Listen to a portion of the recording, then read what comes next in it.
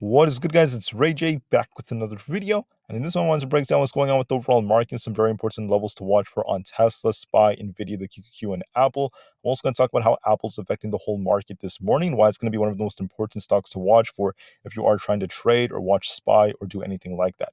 But before I do anything like this, let me just mention a couple of things. I am firstly not a financial planner, so make sure you take none of this as financial advice. And also, if you guys can, please check out the Moomoo link, which is down below and in the description. If you sign up for Moomoo, the link down below, and deposit $100 into the account, you're guaranteed 5 free stocks with a $50 cash reward. The offer ends in just about 13 days, so check it out before they run out. With that out of the way, let's get on with the video. All right, guys, looking at Tesla, this thing is currently just a little bit in the red. And overall, it's been a pretty boring day. It hasn't really done anything too crazy. So in the morning, we got this little pop on Tesla. I talked about this potentially happening. And then after getting this pop, we actually have this resistance that ended up stopping Tesla from continuing to go.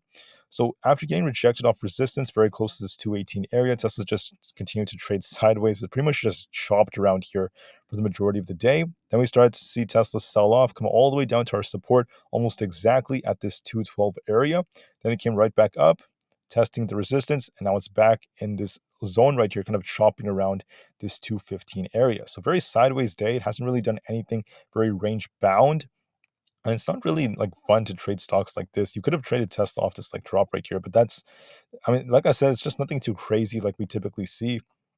So Tesla was a little bit flat, and we're going to continue to watch these levels on it. If it tries to push up, you're going to be watching this resistance, which is currently going to be around the 216s. Could drop a little bit more the later we go into the day to like the 215s, but this is the resistance to watch for. If it breaks out of this, you're going to be watching this thing try to push back to about 217 to 217.5. That's where our 200 EMA happens to be. And if it breaks above that, there's 218, then potentially a push all the way up to about 220. There's not a whole lot of resistance in the way to get back up to 220. Then we have 221 as the more significant resistance. Those are going to be some resistance levels on Tesla. For support, if Tesla were to break down, okay, you're going to be watching 215 as support. If that breaks, we have this midline right here around this like 213 zone, very close to this. And it's not like that strong for support, but this is like an area where we saw lots of volatility. We might see some chop around this like 213 area. If it breaks below that, we have like 12.3, the $12 area. And below that, I mean, there is potential for it to come all the way down to about 210 if it does break. But so far, it hasn't really done that. It's kind of just chopping around very, very sideways. But something interesting is going on with the market. We are starting to see some tickers like Aapl hold up quite nicely. I want to look at Aapl on this time frame because the levels look a little bit better on the 5-minute time frame too.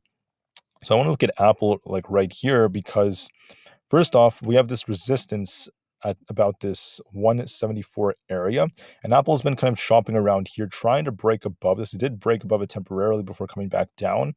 Then we also have this resistance from the previous high right here, and then above this we have like, from what I was looking at, we also have like 174.75. So very tight levels of resistance in the 174s, very, very tight. There's 175, and then after this, if it does break 175, this thing could just start pushing to much higher levels very, very quickly. But I just want to make it clear that Apple is kind of tight in the resistance right here, but it is still trying to push up. It's still holding up quite nicely. And it's trying to hold up because it was very oversold on the 4-hour and also on the daily chart. So Apple pushing up from open is actually helping the market hold up.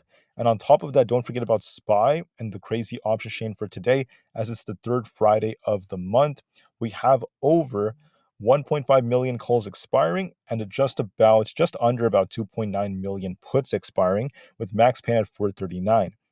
Now, with the 2.04 put to call ratio, the market makers do not have to bring us exactly to max pain to give us like pain in general, or at least the benefits, but they are basically incentivized to try to push the market up a little bit closer to this. And that's part of why I think the market's holding up. I think that's playing a big role in it. That's why SPY is currently at like 436. It started off kind of weak. It actually hit 433. It's been uptrending since, and overall is holding up quite nicely. So why on earth is SPY so important right now? Well, there are many reasons. One thing I just want to mention is that we have these tight levels, and then also Apple is dictating SPY in the whole market like crazy. Apple pushing helped most stocks out there hold up. Tesla's kind of choppy, but it's also trying to hold up.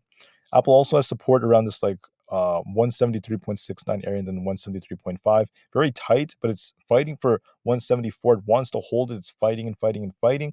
We're going to be watching it chop around here, maybe try to break.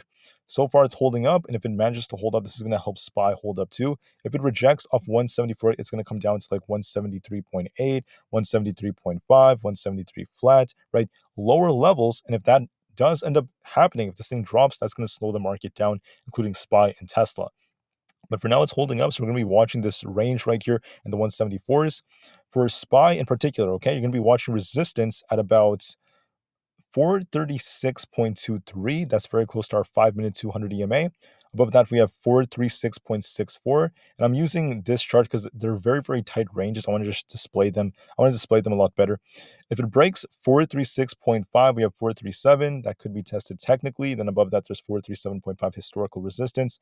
438 is going to be the next level. And above that, it has the potential to push up to 439. So very, very tight levels on SPY as well.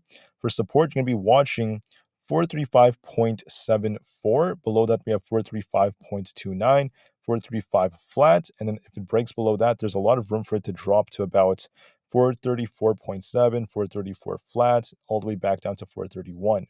433, sorry. And so far, I mean, those are support and resistance levels. It's holding up above 436 very nicely. There's a good chance it's going to try to hold up, maybe push up more, as it's still looking quite decent in my opinion. It's still trying to hold up, so we're going to be watching these levels carefully, watch these very tight zones. So far, Apple is also trying to hold up. It's trying to push above 174 once again, so we're going to be watching this as well. Tesla is now trying to get it up to about 216, so it's also quite important. QQQ did something interesting. We got a bounce off 355, making our way back up to resistance at the 200 EMA, coming back to about 357, which is a very important zone. So on the chart, this is what it would look like. So on SPY, very quickly, SPY is not looking too bad. There is a possible ascending wedge that's forming though on it, but not looking that bad. I have to adjust this just a little bit. It's not looking that bad. It's still holding up quite decently, and there's no guarantee it's going to play out today. No guarantees whatsoever. It could just continue to hold for the majority of the day. Uh, but you're going to be watching this just to be safe, because if it does end up getting a big break below this, that could be a bearish signal.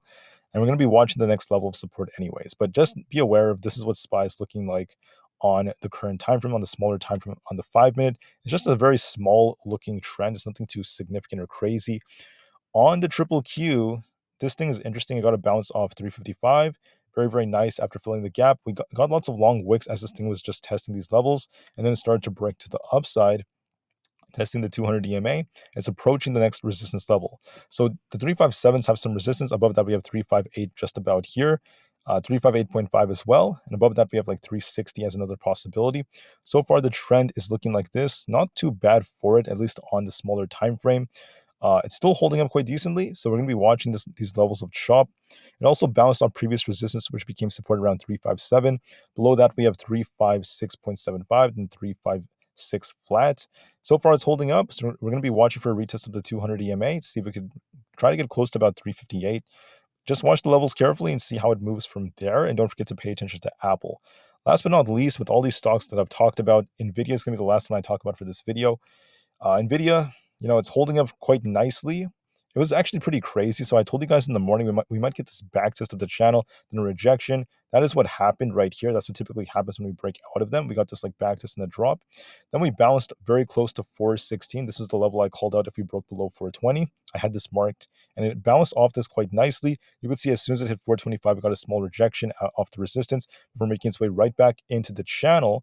And this channel, let's go back to the 30 minutes time frame for this. On this channel, we're going to be watching to see if we can maintain this level inside of it. So we have a potential flag that's forming right here, right? Very, very nice looking setup if it does maintain this level. We want to see if it could hold these levels and make its way back to about 431. If it breaks above that, I would not rule out the possibility of like 434 points. This is basically very close to 434, our 200 EMA. And I just want to see it hold this channel. That's going to be a good sign for next week, because once earnings come, or as we approach earnings, there is a chance this thing could break out. But for that to happen, we need to see it break out of this channel. First, we need to see it break to the upside and hold above it. That's going to be your confirmation. So far, we don't have that, so we have to wait for Nvda to give us that trend. But there is a good chance of this thing holding up nicely. Now, let me just add that it's looking quite decent so far. It actually looks quite decent, a very, very nice balance. This could be like a liquidity grab down here. And we're going to be watching this channel. It's likely going to try to stay inside of it. And we're going to be watching this for the majority of the day. So with that said, guys, I went over the majority of stocks out there. Don't forget to watch Aapl, pay attention to max pain, and watch your support and resistance levels. So far, the market's not like super entertaining. It's not making some crazy fast moves so far. It's a little slow, but it's okay because overall, the trend has been in favor of bulls a little bit more so far just for today alone.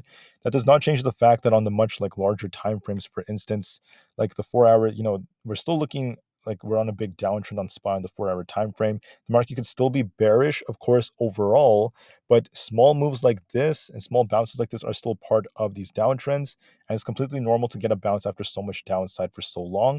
So don't forget about the market makers. Watch your levels very carefully. Get ready for the weekend as we're getting very close to close. And I think power hour is going to be very, very interesting, or at least the final hour, if you want to just call it that. I know a lot of people don't like the term, but the final hour is going to be very interesting, watching for all these different options, watching for max pain and what the market makers try to set off. So watch everything and do what you have to do. Please take care, everyone, and I'll see you guys in the next one. Thank you. Tesla and the market to the moon as the long term is very bright, and peace out.